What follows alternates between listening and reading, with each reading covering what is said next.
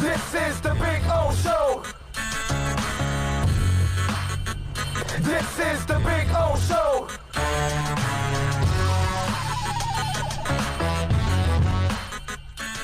Conversation. Josh Tolentino, baby. It is a Tolentino Tuesday. And Josh is always kind enough to join us, normally at 12:30, but I screwed up. My bad. I don't feel alone in that. No, it's both of us. It's my fault. So I had to supposed to call him at 12:30. So now we got him here at noon. He's kind enough to adjust with us. Follow him on Twitter at JCT Sports, and then of course catch his work there at The Athletic. He is Josh Tolentino. Josh, good afternoon, my friend. How are you doing on a Tuesday? Hey, Big O, no worries on the time. You know, hopefully I can make things sound coherent. I'm calling you from sitting on a Peloton, but already, to go and talk Dolphins here, man. It's a big week in terms of, what the fans want and, what Flores want. So, well, what did you decipher through all of this? Because I am personally not the person that wants Tua in there yet. I don't see the offense where it needs to be. It's not as consistent as they need it to be on the O-line and the running game yet. Pass protection's pretty good. But I was giving an explanation now.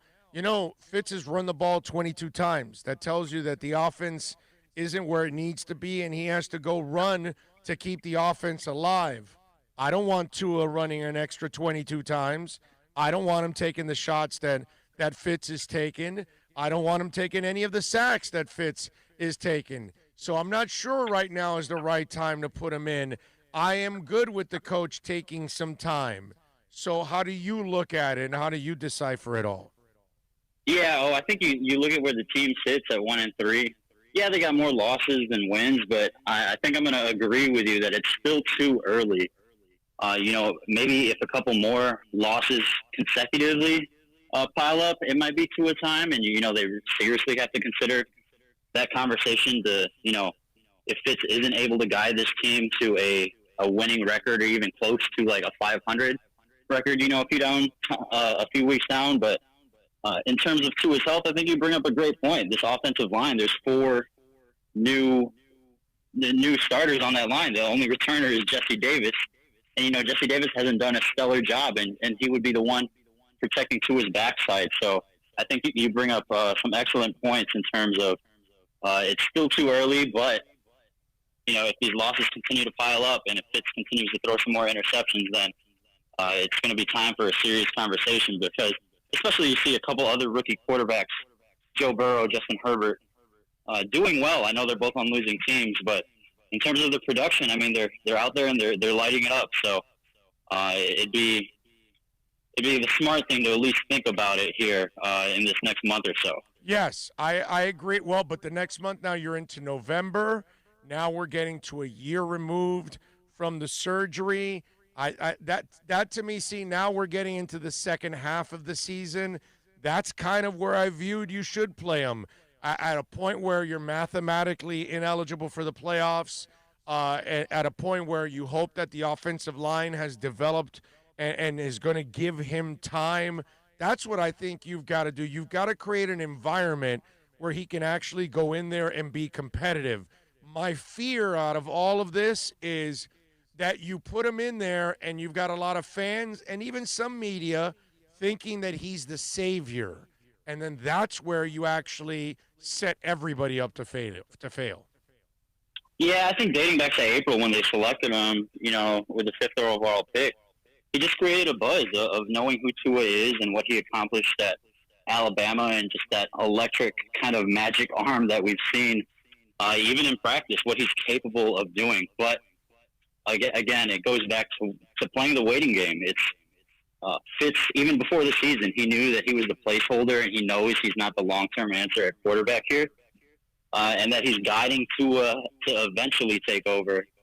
I think the biggest thing here, is that when fans see, and it's easy to judge interceptions, touchdowns, production, but each week that Tua sits behind Fitz, it's another week for the offensive line to get established.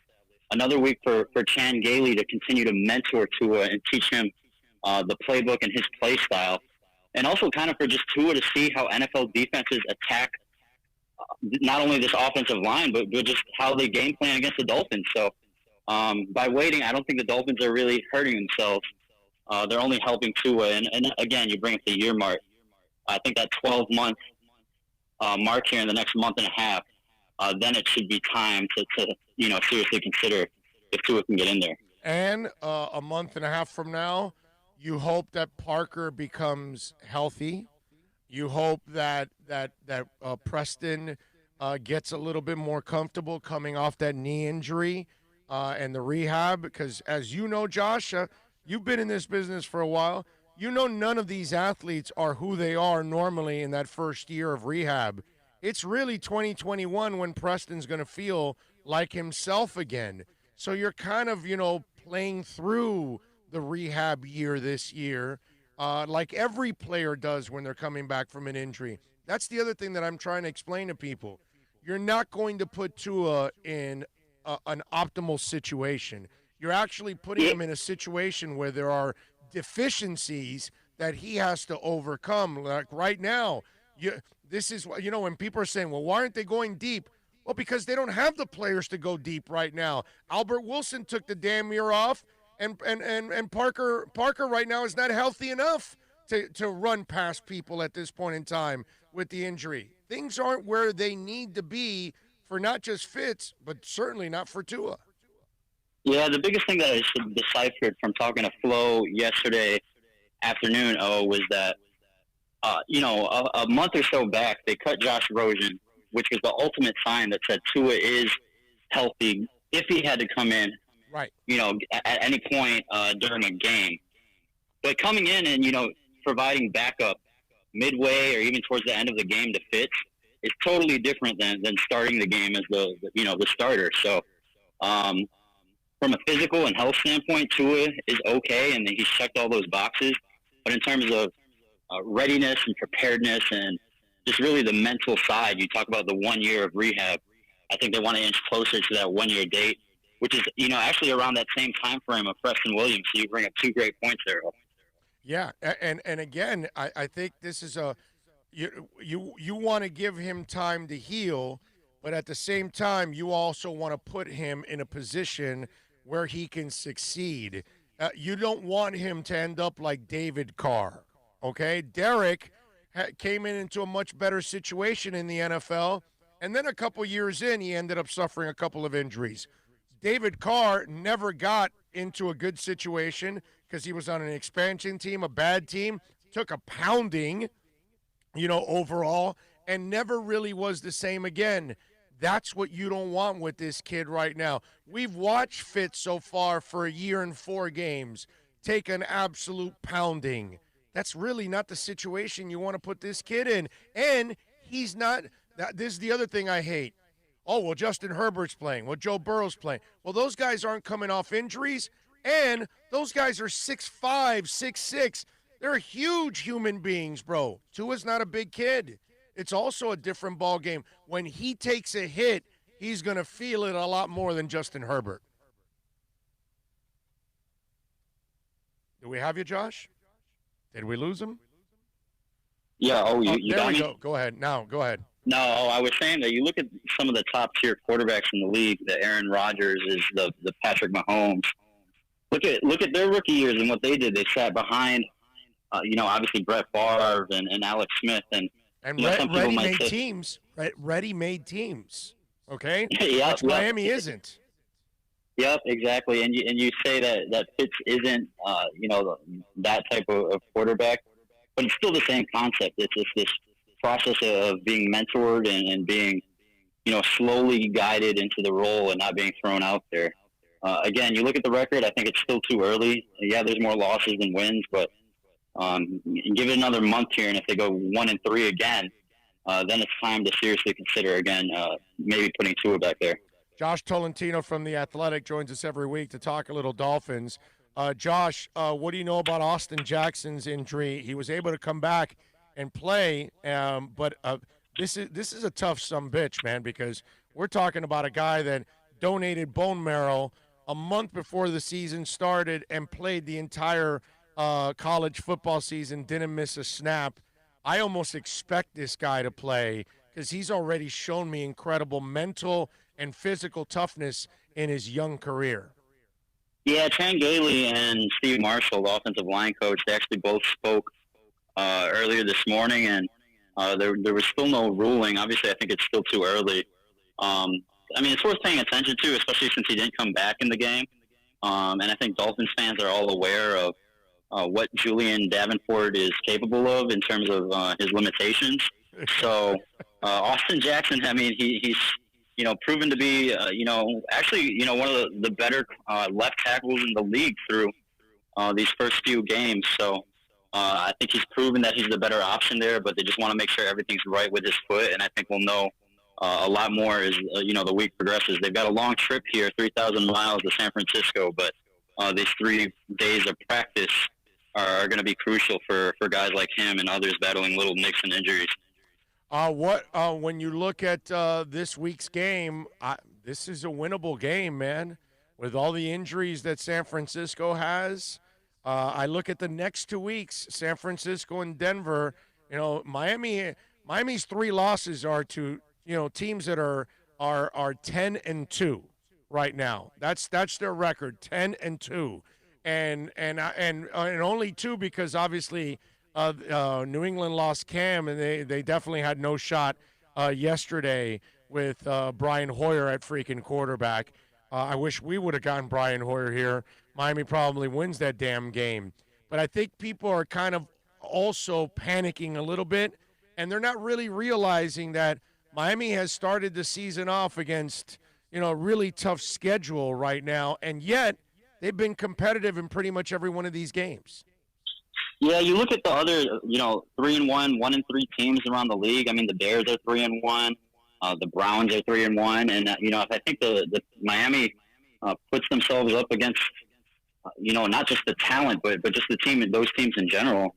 I mean, I think they've matched up pretty well, and this team could easily be match that record. You look at all 4 games; all 4 of them have been winnable until that fourth quarter. But specifically concentrating, on San Francisco, you bring up excellent points. Though I mean, they're extremely banged up. Jimmy Garoppolo's status. They want to probably get him back there as quick as possible. Seeing the mess on Sunday night football. I mean, that Eagles team came in winless, and they got their first victory there. I mean, it's a very winnable game on all fronts, and I mean, it's kind of one of those ambush games. So they're banged up right now, but I mean, this is a team that reached the Super Bowl last year, and if you're able to put this in the victory column, I mean, it looks like a pretty good win. I mean, although San Francisco is banged up, but I mean, anytime you put that Niners team right there on the win column, it's going to look like a good win in terms of the overall season. I'm with you there, Josh. Any other injuries we should be aware of for the Dolphins going into this week? I think everything is just concentrated right on Austin Jackson and Tua. I mean, he popped up with that illness last week, missed a couple days of practice, but the ultimate sign was that he was active on game day, which he has been all 4 games. So, again, from a health standpoint, the Dolphins trust him enough to trot him out there and to be active and to serve as that primary backup. I think now it just comes to the timeline of the patience that Flores has with Fitz trying to guide this team to a winning record. And also understanding that, hey, when the team is out of contention or when they're mathematically eliminated, like what you say, that then it'll be Tua time, but not quite Tua time yet. Are we going to get Byron Jones? Because I almost get a feeling like Byron will play this week.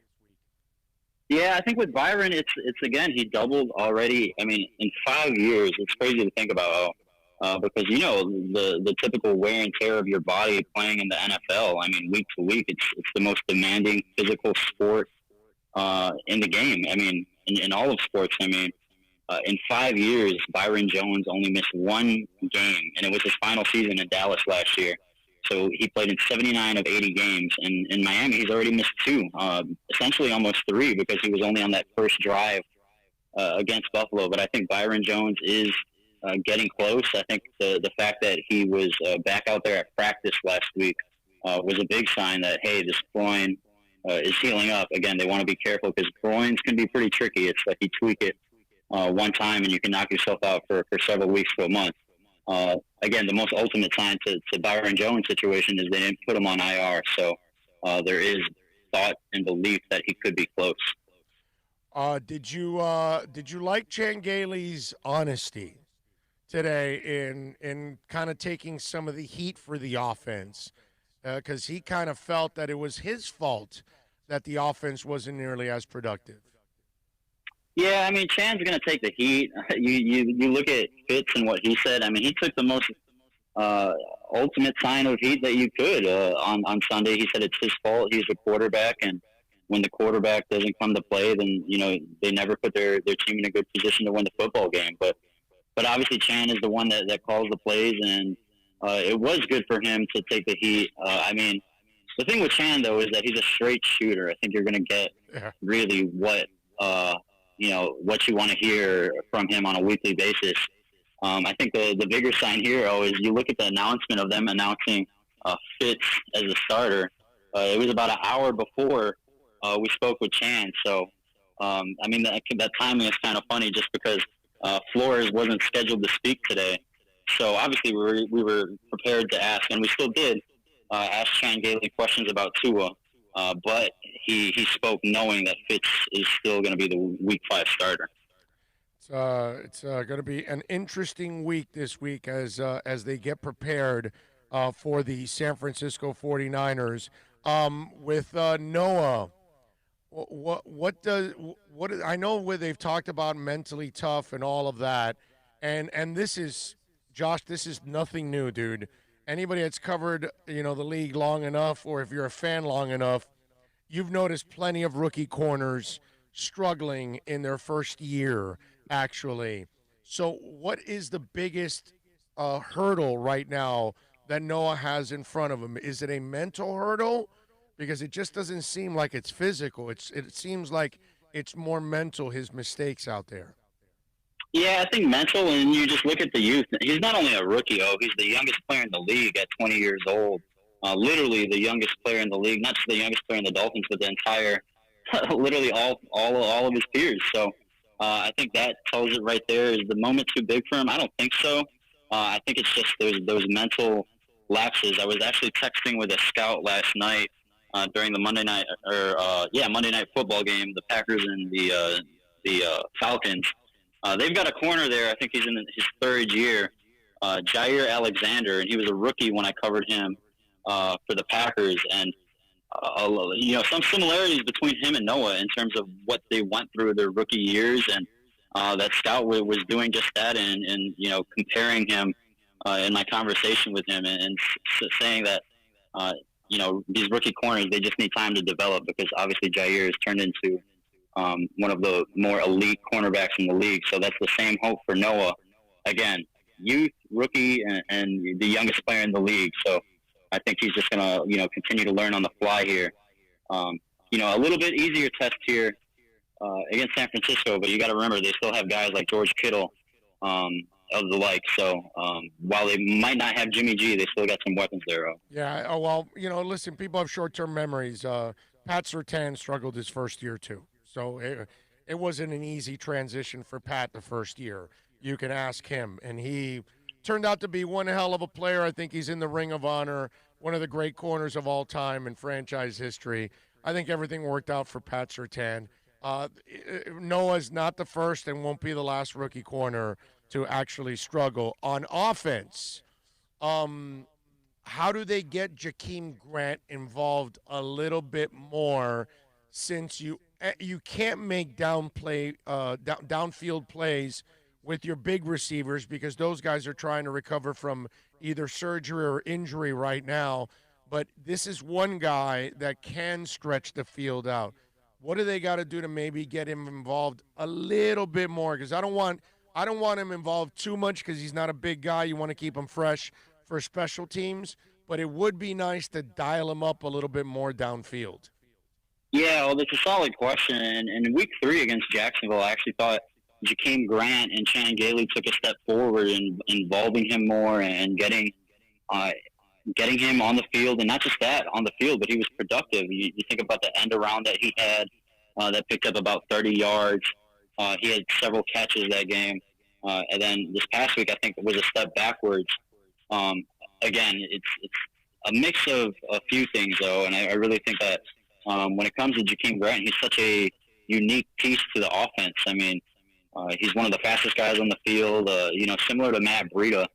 I think they just have to find more packages of him involved, and maybe it involves more of the simple things. And to get Fitz going this Sunday, I wouldn't be surprised, if they call up some digs and some slants here for Jakeem, some curl routes, because I think that's what he's best at, are those short yardage completions, 5 to 10 yards, just to move the chains, and then allowing Jakeem to be dangerous in the open field with his speed and agility. By the way, they weren't lying when they said that the backup tight end now, what's his name? Damn it. The blocker. What's his name? Now I'm brain farting. Shaheen Smythe, who are you talking about? Smythe. On Durham Miami? Smythe. Yeah. Durham Smythe. Yes, Durham Smythe. Yep. They told, Chan was talking about this a month ago. He says, hey, we're working on making Gesicki a better blocker and making Smythe a better wide receiver.